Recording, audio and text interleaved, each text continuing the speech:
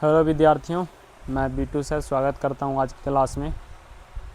आज के क्लास में मैं लेकर आया हूं आपके बीच एक्सरसाइज 4 क्लास 10th के मैथ का संपूर्ण थ्योरी। स्वागत है मेरे चैनल में जी, लर्न विद ग्लोरियस 2.0 में एक्सरसाइज 4 का संपूर्ण थ्योरी आज मैं बताने वाला हूं। मेरा नाम बीटू कुमार है। मेरा ब्रांच ऑनलाइन और ऑनलाइन तो आपसे जुड़े हुए हैं। ऑफलाइन मेरा ब्रांच बेन प्रखंड के नालंदा जिला के बेन प्रखंड के एकसारा पंचायत के एकसारा गांव में समय शाम 3 बजे से लेकर 6 बजे तक चलती है, जो कि क्लास 1 से 12 तक बिल्कुल संपूर्ण ढंग से अच्छे टीचर के द्वारा हर एक टीचर जो अलग अलग विषय के हैं पढ़ाया जाता है जी। आप आके यदि आप मेरे नज़दीक से हैं तो आके ज्वाइन कर सकते हैं ऑफलाइन वाले ब्रांच में। Thank you. चलिए तो स्टार्ट करते हैं एक्सरसाइज 4 का थ्योरी क्लास। एक्सरसाइज 4 में आपको पढ़ना है द्विघात समीकरण पढ़ना है। द्विघात समीकरण और इनके हल, समीकरण और इनका हल। सबसे पहले बात आती है द्विघात समीकरण कहते किसको हैं।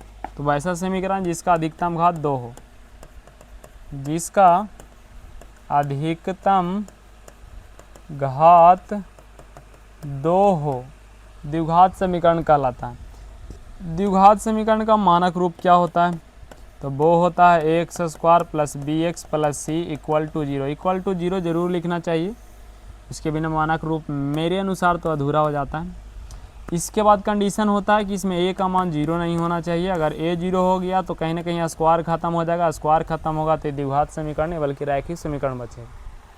ठीक है छात्रों, तो इसी के साथ आगे क्या पढ़ना है इसमें सॉल्यूशन के बारे में कि भाई साहब द्विघात समीकरण की पावर 2 हैं तो घात 2 हैं तो इसके हल भी 2 होंगे। हल भी कितने होंगे? 2, एगो अल्फा एगो बीटा। पर ये हल निकाला कैसे जाता है?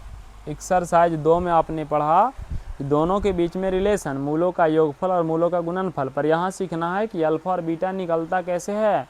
तो इसको निकालने के लिए हमारे पास है 3 विधि। हल करने के लिए विधि कितने हैं?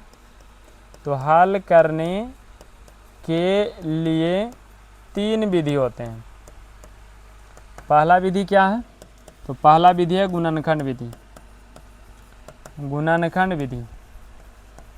पहला विधि है गुणनखंड विधि। दूसरा विधि क्या है?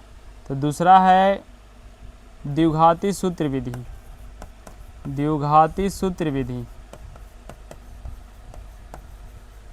और तीसरा क्या है?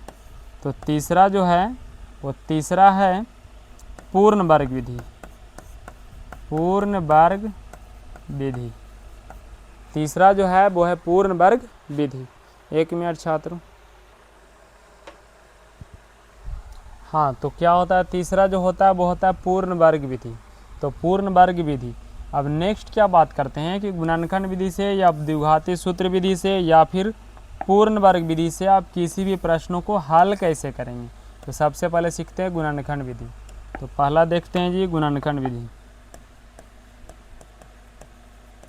गुणनखंड विधि से किस तरीक़ा से हल किया जाता है।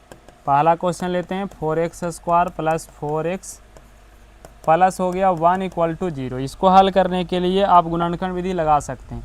सबसे पहले a और c देखते हैं। तो a का मान यहाँ है, c का मान यहाँ है और b का मान यहाँ है। a और c को गुना करेंगे तो 4 × 1 हो जाएगा 4। 4 का गुणनखंड निकालेंगे, 2 से लगाएंगे 2। और ये जो 2 गुणनखंड प्राप्त हुआ है 2 × 2, इस दोनों गुणनखंड को आप इस तरीक़ा से या तो जोड़ेंगे या तो घटाएंगे कि बीच वाला संख्या आ जाए। तो आप इसको ऐसे लिख सकते हैं, बीच वाला को 2x + 2x + 1 = 0। अब आप क्या करेंगे? पहला 2 टर्म और अंतिम 2 टर्म से कॉमन लेंगे। तो कॉमन लेंगे तो यहाँ से 2x कॉमन होगा तो यहाँ से 2x बचेगा, +1 बचेगा। ये दोनों से कुछ नहीं कॉमन है, +1 कॉमन लेंगे तो 2x + 1 बचेगा। इसके बाद आप 1 कर सकते हैं, इसके बाद आप इसको उधर 0 लिखेंगे। ब्रैकेट वाला सेम है तो समझ लीजिए कि आपका गुणनखंड बिल्कुल सही है।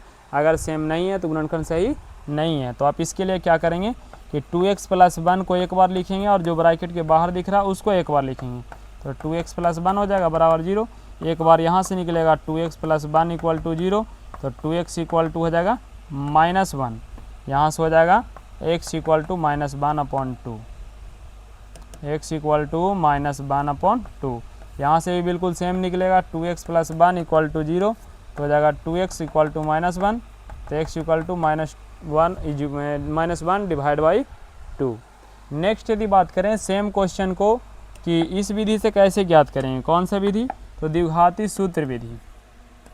द्विघाती सूत्र विधि, द्विघाती सूत्र विधि से यदि हम इसको बात करें, द्विघाती सूत्र विधि से किसी भी प्रश्न को बनाने के लिए डायरेक्ट कोई नियम नहीं होता।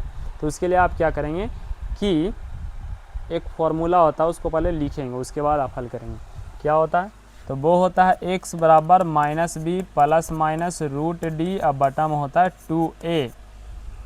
इसमें a b आपको पता चल रहा होगा कि ये जो है वो x² के गुना में होता है, c जो है वो यहाँ पे होता है। लेकिन अगर कंडीशन की हम बात करें तो यहाँ पे d एक नया चीज़ है जिसको बोलते हैं विवेचक, या इसको बोलते हैं विविक्तकर,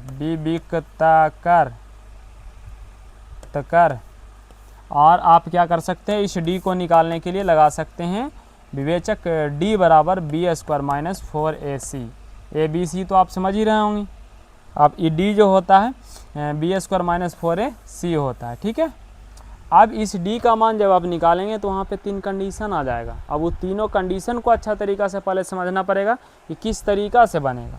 तो सबसे पहले तीनों कंडीशन को समझा जाए कि कैसे बनाया जाएगा। तो सबसे पहला कंडीशन है कि d के मान 0 से बड़ा रहेगा। पहला शर्त क्या है कि d के मान 0 से बड़ा रहेगा, तब इसका मूल क्या होगा, मूल की प्रकृति, तब इसका जो मूल होगा वो वास्तविक होगा, मतलब हल निकलेगा, और भिन्न होगा। क्या होगा, भिन्न। भिन्न का मतलब है कि अलग अलग होगा, भिन्न का मतलब अलग अलग होगा। दूसरा कंडीशन है कि यदि d के मान 0 के बराबर आ जाए, 0 के बराबर आ जाए, तो मूल वास्तविक होगा, अब वास्तविक के साथ समान होगा। क्या होगा, समान होगा। तीसरा कंडीशन है कि d यदि 0 से छोटा आ जाए तो मूल अवास्तविक हो जाता है, अवास्तविक हो जाता है। तो अभी जो पिछला प्रश्न आप बनाए थे, सबसे पहले उसको हल करने के लिए आप d निकालेंगे। जब d निकल जाएगा तब आप क्या करेंगे कि उसको दिए गए प्रश्नों को इस दिए गए फॉर्मूले द्वारा या फिर विधि द्वारा आप उसको हल कर पाएंगे, ठीक है। चलिए तो हम आगे हल करते हैं बउआ। क्वेश्चन क्या था हमारे पास, हमारे पास क्वेश्चन था 4x² + 4x + 1 equal to 0।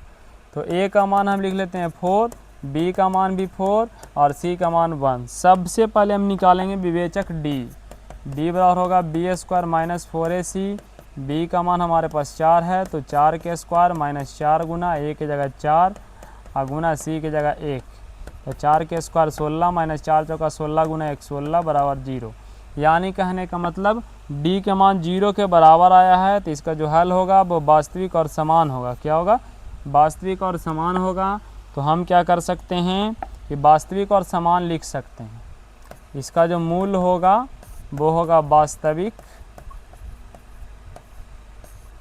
Comma समान। क्या होगा, वास्तविक और समान। अब कैसे निकालेंगे, उसको निकालने के लिए x बराबर -b प्लस माइनस √d या बटा में हो जाएगा 2a। तो x बराबर आप लिख सकते हैं -b के जगह पे समीकरण था, यहाँ मान था 4 और प्लस माइनस √d के जगह 0 बटा में 2 गुना a के जगह 2 है, सॉरी 4 है। तो x बराबर लिख सकते हैं -4 और बटा में 4 दूना 8, प्लस माइनस करने से कोई मतलब है नहीं, तो -4/8 यानी कि कटेगा, तो आंसर होगा -1/2। क्योंकि 0 जोड़े या घटाएं आंसर सेम आएगा, इसलिए x के मान -1/2 एक बार नहीं बल्कि आएगा 2 बार, इसलिए आंसर बिल्कुल इतना ही होगा। आशा करते हैं आपको समझ में आ रहा होगा कि कैसे कैसे हम इसको इस्तेमाल करते हैं द्विघाती सूत्र विधि से। ओके, एक समझते हैं पूर्ण वर्ग विधि से। पूर्ण वर्ग विधि से किसी प्रश्न को हल करने के लिए आप क्या करेंगे, तीसरा विधि पूर्ण वर्ग विधि। पूर्ण वर्ग विधि, पूर्ण वर्ग विधि से दिए गए प्रश्नों को x² + bx + c यदि दिया रहे बराबर 0, तो इसका चिन्ह को देखेंगे। अगर इसका चिन्ह प्लस में है तो आप लगाएंगे a + b के होल स्क्वायर, अगर इसका चिन्ह माइनस में है तो आप लगाएंगे a - b के होल स्क्वायर, जो कि होता है a² + b² माइनस +2ab, और यहाँ होता है a² + b² - 2ab। इसे इस प्रकार से इसको बनाएंगे। जैसे मेरे पास जो अभी प्रश्न दिया गया था वो 4x² + 4x + 1 = 0 है। आप इसको बनाने के लिए क्या करेंगे, सबसे पहले इसको स्क्वायर के रूप में लिखेंगे, a का स्क्वायर, ये प्लस में है तो इस फॉर्मूले पे बनाएंगे, तो इसका स्क्वायर लिखेंगे सबसे पहले इसको 2x का स्क्वायर लिख सकते हैं। अब बीच में 2ab फॉर्मूला हम सेट कर लेंगे, 2 × a की जगह 2x है तो ये 2ab तो हो ही गया, b की जगह 1 रख दीजिएगा तो 4 आ जाएगा। तो आप 1 का स्क्वायर अपने मन से जोड़ेंगे और 1 का स्क्वायर अपने मन से घटाएंगे। हाँ, b जो रखिएगा ना उसको 1 के स्क्वायर अपने मन से जोड़ेंगे और 1 के स्क्वायर अपने मन से घटाएंगे और 1 को हमने कुछ किया नहीं तो बराबर 0 रहेगा। यहाँ से लेके यहाँ तक यदि आप ध्यान से देखते हैं तो a² + 2 × a × b + b² हो जाता है, तो 2x + 1 के वाला होल स्क्वायर हो जाएगा। बाकी जो भी संख्या है इधर प्लस या माइनस में उसको भेजेंगे उधर, जैसे उधर आप भेजेंगे तो आंसर क्या होगा, वो 1 गया उधर प्लस में, वो 1 गया उधर माइनस में, घटा के बचेगा 0। 0 बचा मतलब समझ लीजिए दोनों वैल्यू सेम आने वाला है। इधर 2x + 1 के होल स्क्वायर हटाएंगे तो रूट बचेगा, 0 का वर्गमूल ±0 होगा तो 2x + 1, एक बार 0 जोड़ना है एक बार 0 घटाना है, कहने का मतलब 2x + 1 और 0 ही होगा। तो एक बार 0 जोड़िए चाहे घटाइए आंसर उतने रहेगा, तो 2x ^ -1 होगा, x ^ -1/2 होगा, 1/2 बिल्कुल दोनों सेम रहेगा क्योंकि 0 जोड़ने या घटाने से कोई फ़र्क नहीं पड़ता। यदि आप तीनों विधि समझ लिए अच्छे तरीक़ा से तो समझ लीजिए कि दो द्विघात समीकरण के सॉल्यूशन के बारे में आप अच्छे तरीके से समझ चुके हैं। यदि ये थ्योरी वाला वीडियो आपको ठीक ठाक लग रहा है तो समझिए कि आप प्रैक्टिस वाला वीडियो में जुड़ करके बिल्कुल ही आप धमाका करने वाले हैं जी।